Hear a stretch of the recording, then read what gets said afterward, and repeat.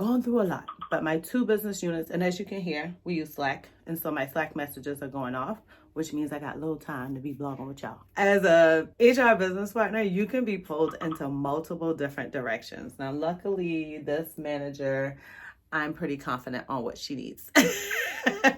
All right, look like we reject the girl child. So I got my hands knee deep in recruitment. Child, I thought I was done. As you can see, I didn't even finish my damn coffee. Still stressed out, child. Busy day. Y'all get ready. We about to start new hire orientation. 11 years in the game in human resources. And sometimes I still find myself being like, woo-saw. But no worries. We got this, y'all. We gonna roll. What I am not is a content creator. So y'all ain't about to see me show y'all what lunch I made for the day. My breakfast for the morning, me walking my dog out. I tried that already. Y'all didn't even like it. So y'all like when I just dive into the seriousness. All right, y'all. I am a full-time global human resources business partner. I work in the tech industry. I started with this company almost 3 years ago, and I started as a senior talent acquisition specialist.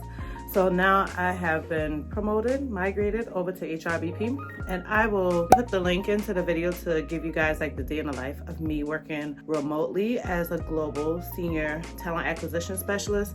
But this is my first video doing it while I'm working as a HRBP. And so today has been a little crazy. So my schedule, I like to say it stays the same. I like to say I work 9 to 5. That's primarily why I stick around. But if I have other things that happen during the day that I have to do, like this morning I had to go to a dentist appointment, then I normally will kind of adjust my schedule. Like today, I went to go to my dentist appointment. My plan was to be back by 9 o'clock, so it worked out. But Friday, I got back a little bit after 9, so I worked late on Friday.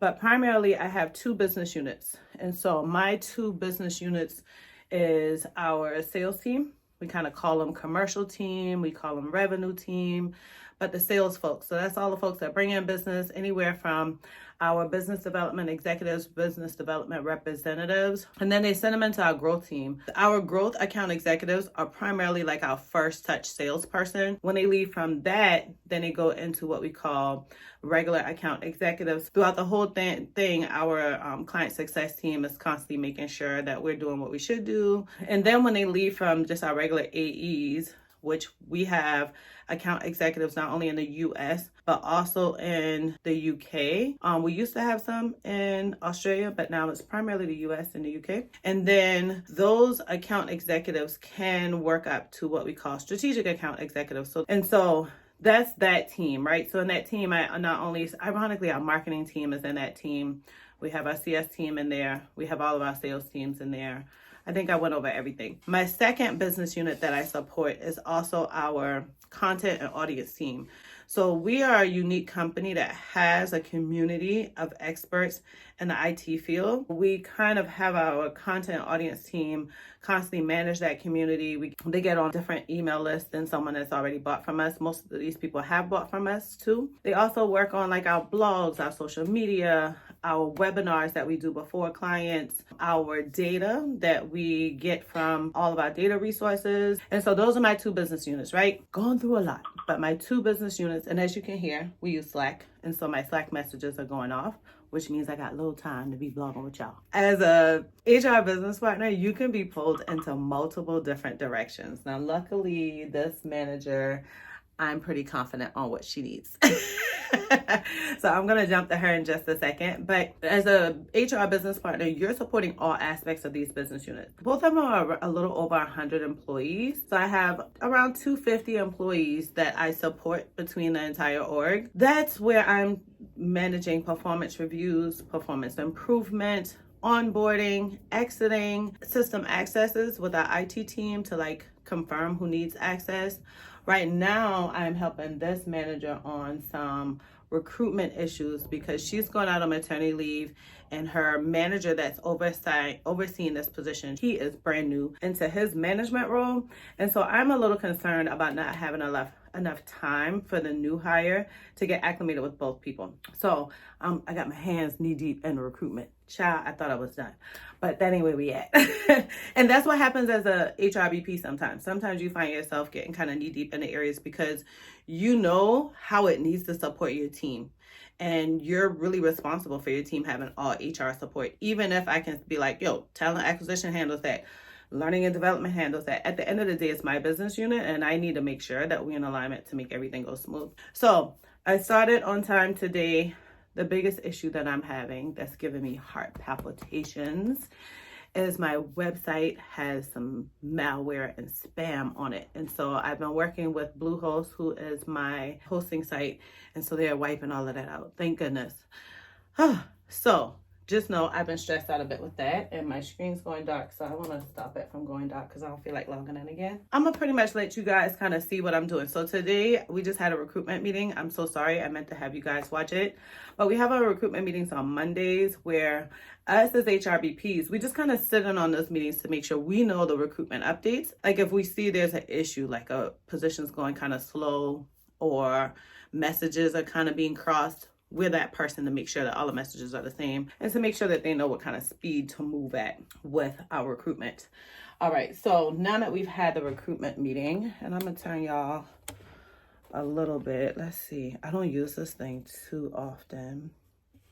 And I'm gonna put y'all down just a little bit because I had y'all up to my height. But now I need to get y'all a little bit lower. And y'all know a lot of HR people be like, no, we can't share this, we can't share that. But I'll just block the screen out on things y'all can't see. I primarily use 2 screens, right? So you can kind of see here that I use 2 screens. Let me move this one out of the way because I had my laptop up to kind of take care of that malware issues earlier today. But I'm pretty solid there now. And Bluehost is working on that. So I don't need that anymore. As you can see, I didn't even finish my damn coffee. So stressed out, y'all.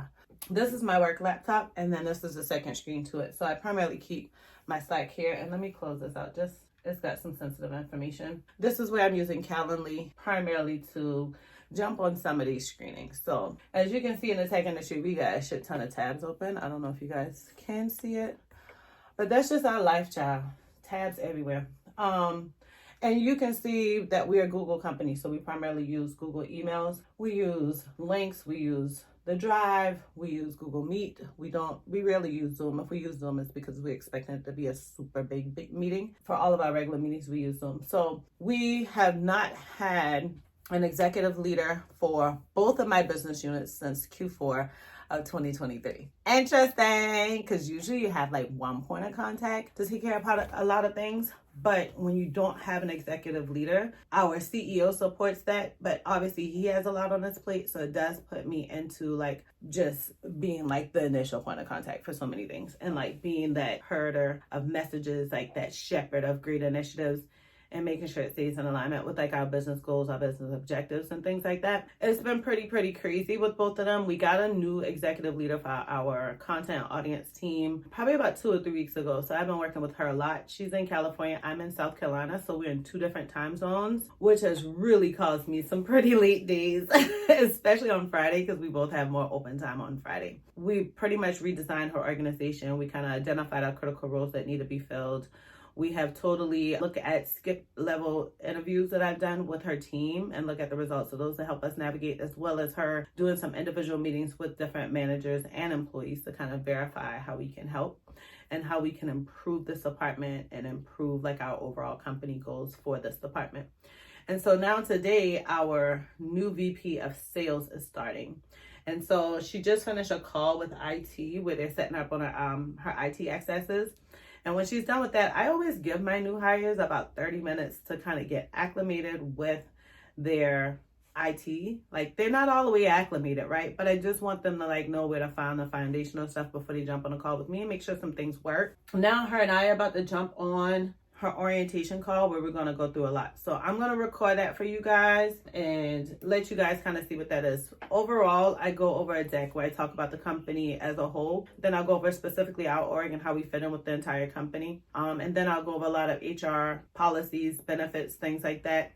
I'll go over a lot of company-wide accesses that she'll need. On this particular one, because she's an executive leader, I'm going to go through her onboarding schedule.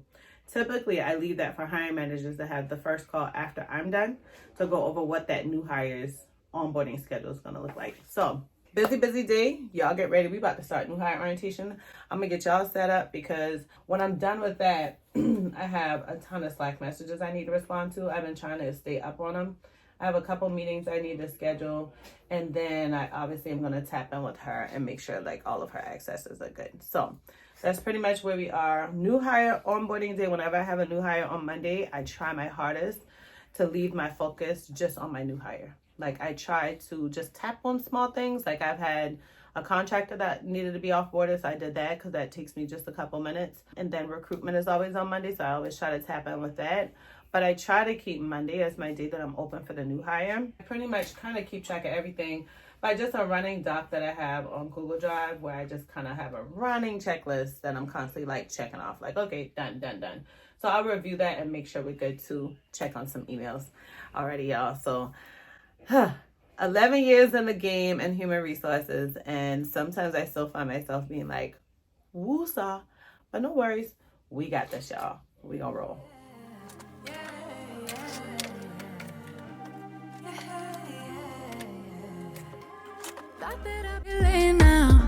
I didn't think I'd have to feel this now. I thought I would have moved on, but somehow the feeling's still strong. Like I'll be on my way out, thinking that I'm good, right? Suddenly you pass by, now you're stuck on my mind, thinking I was done now. But I guess as y'all can see, Sister, I normally will use all my sheets of paper. So here is where I keep all of my old notebooks, and I have been flowing through them suckers. So, child, but like I really get work done on them, and that's one. Mind you, November made my 2nd year anniversary. We're only in February, so child, we are like not even good into this 3 years, and like check it out. So this is what I primarily do because I use them so heavily. I believe in notebooks. They just help me keep things in order. I try to do my checklist so that my leaders, like my director as well as my VP, can have visibility into what my day looks like. But I'm such a writer, and sometimes when I'm on a meeting, like even when I put notes in here, I try to make it where we can all understand it. Here I can just jot down what I need. So as you can see, I just started this new one on Friday, and I try to skip this so I can have like, if there's company accesses or company contacts I need, so I try to keep those first 2 pages open. But beyond that, here we go. And I went to this page. Now we're going to go back to this page because we're going to use the hell out of these notebooks, child. Here is where I absolutely need to talk about like our recruitment meetings, because I need to keep track of all of that in one place. I don't necessarily need my directors to see my notes from those, but I attended a meeting last week and I had some big concerns on one of my roles. Now, I want to use this to keep track of like which roles are mine, because we have so many. I won't pull up the spreadsheet, but sometimes it just helps me to keep track of like which ones are mine, which ones do I need to focus on. And so that's just where we are. Me just kind of writing down notes, because a lot of times I'll write down notes here. Here I kind of write like, okay, this is what I need to do. My notebook is where I write down like the intricate details of what I need to do. So I'm also working on some surveys. So we're doing like some trainings, kind of revamped our trainings.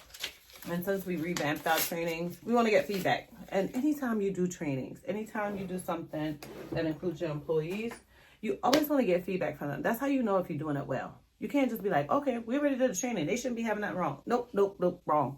You always need to get feedback from your employees. If that's sitting down talking to them, if that's letting them give you feedback on the actual training, and like at the end, if that's paying attention to the questions they have, what they put into the messaging on the side, or if that's literally sending a survey. So I personally like to send some surveys because I feel like now I don't have to like write out everything, and it allows them to write it from their mindset. So that's my notes on that. And then meetings that I need to schedule, I'm going to leave it here on my sticky note. Matter of fact, I love this girl's notebooks and stuff. Y'all probably seen me talk about it several times. Definitely, I've done some stuff on my IG channel. But I love Black-owned stuff, Black created. Like, that's just me, child. But here is where I write down quick notes that I might not need in my notebook because I don't always want to take up pages with that. So some of my to-dos is that I need to schedule meetings, because there are some areas where when you're interacting with your leaders, you can kind of see their sore areas and what they're having issues with. to make them independent, make them feel better, you need to kind of like tell them, like train them, explain to them what's going on.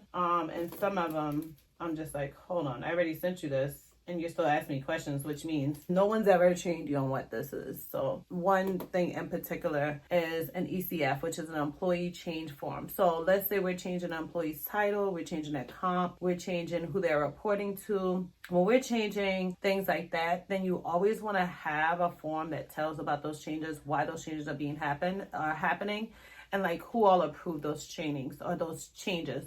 And so with those changes, I did not tell this manager, like, I've never met with him about an ECF. I don't think he's ever had employees reporting to him. He has, we got 10 minutes left, y'all, before we got to do some onboarding. But for this particular manager, which I like to look in Workplace, we use Workplace a lot. And with Workplace, it can kind of tell me who's reporting to who. It pretty much just gives me the org structure, our org chart. And so I want to make sure that I know what we're doing. So when I look at him, he has quite a few employees reporting to him.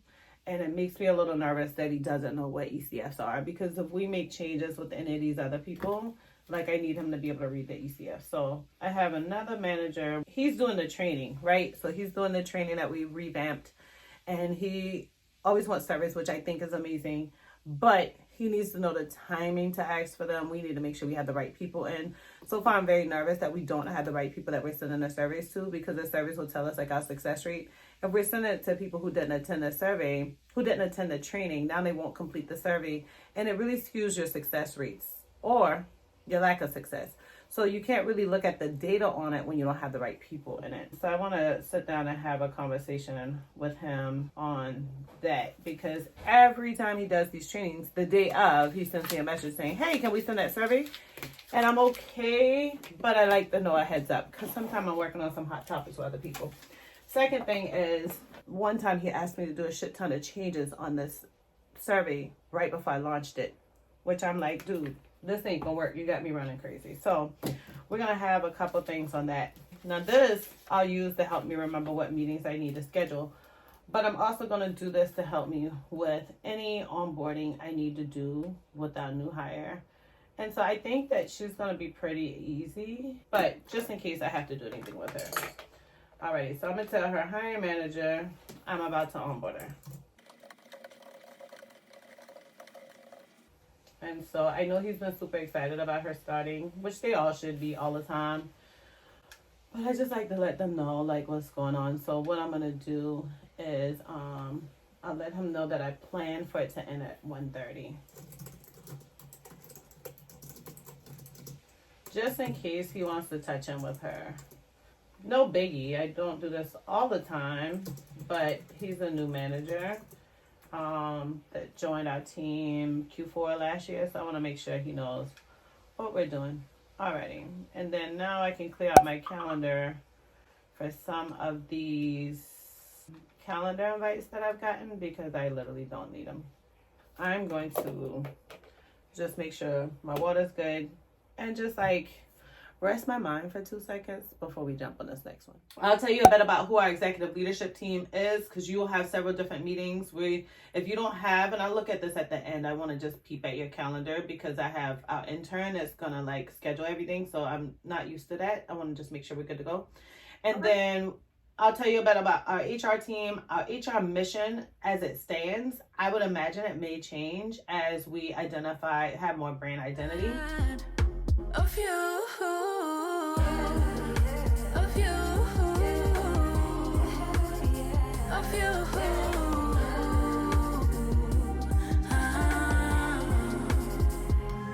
Know that I'ma ignore you all night. Know that I'ma decline your calls, right? But I know that when I get home, I'll check in my phone to see what you want, see what you wrote, 'cause I wanna know. Yeah, I'll be on All right, my y'all. way. Today has been one hell of a day. I already stopped and ate lunch. I stopped y'all recording while I was doing onboarding, because first of all, I ran out of memory on my phone, so I had to delete some stuff. But also because sometimes orientation can lead a little bit different. I told y'all I was going to onboard my executive leader. I forgot. That's not the date. That's not until March. But today was an employee that, you know, took a little bit of time. So now what I'm going to do is log back into my computer because I just took my trash cans out and took my dog out.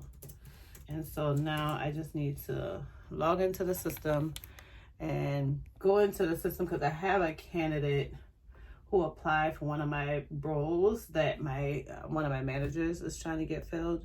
And this candidate is an internal candidate.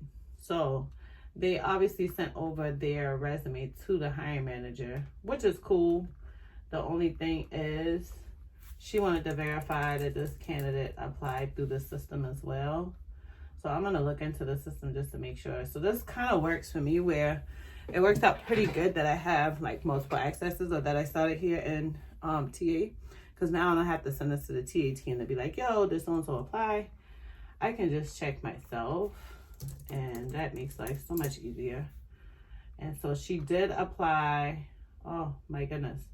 All right, look like we reject the girl child. We normally do courtesy interviews for internal candidates, so we got to get that situated. And this candidate, I guess, got the rejection email, was like, I'm gonna reach out to the hiring manager, and did. And guess what? I went ahead and told her, like, hey, we do courtesy interviews. Would you like me to start it through the interview process? And she was like, you know what? Looking at her info, I kind of wouldn't mind. I just want y'all to know it don't always go this way internally or externally. But if you just get that rejection email and stop, sometimes you stop in your blessings. So sometimes it is good to go on LinkedIn, find the hiring manager, or even find the recruiter and be like, yo, I'm interested in this role. Any updates you can give me as to why I got rejected, or if I can get an interview? When I'm done with that, I have to check and make sure her onboarding, like all of her onboarding meetings are scheduled. There's a difference between orientation and onboarding. I do orientation where I get you oriented with the entire org as a whole, oriented with your system accesses, oriented with the company's benefits that we give. Y'all know that's slack.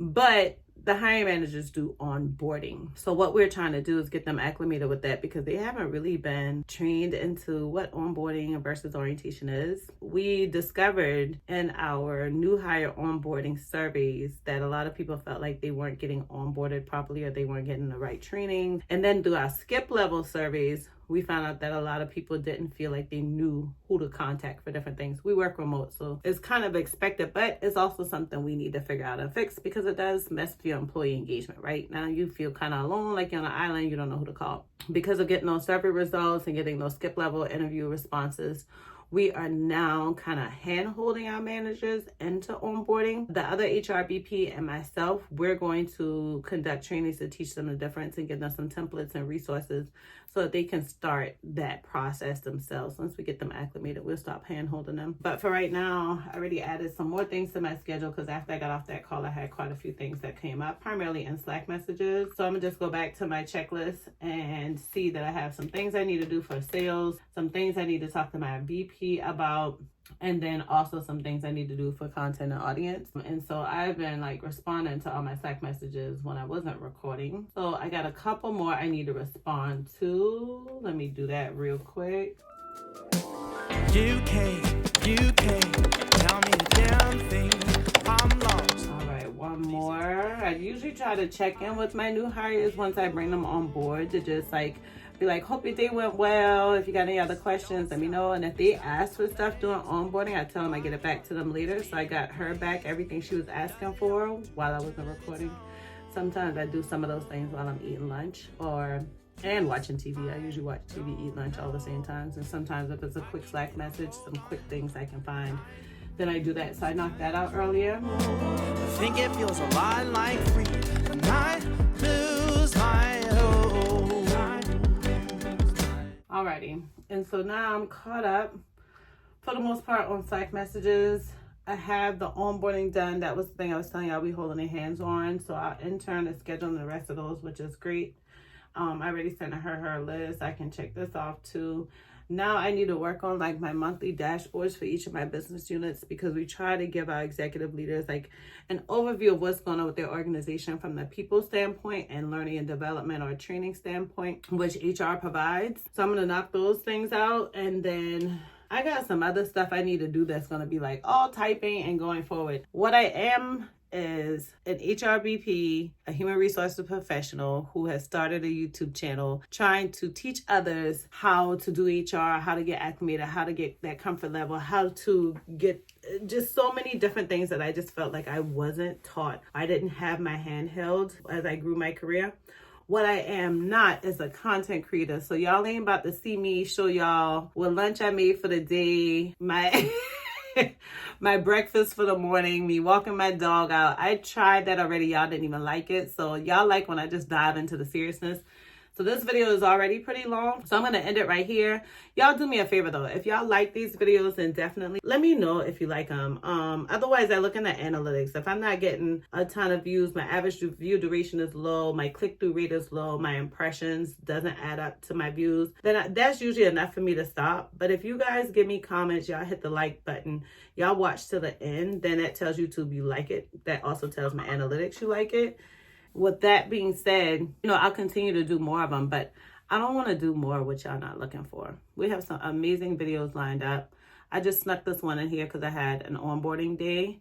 Some days when I have a ton of meetings, I don't vlog because it's so much damn work. But I have a pretty crazy week, so I may vlog another day. I don't see me vlogging twice in a week, so I'm probably over talking myself because that's a lot to edit with the lineup that I already have.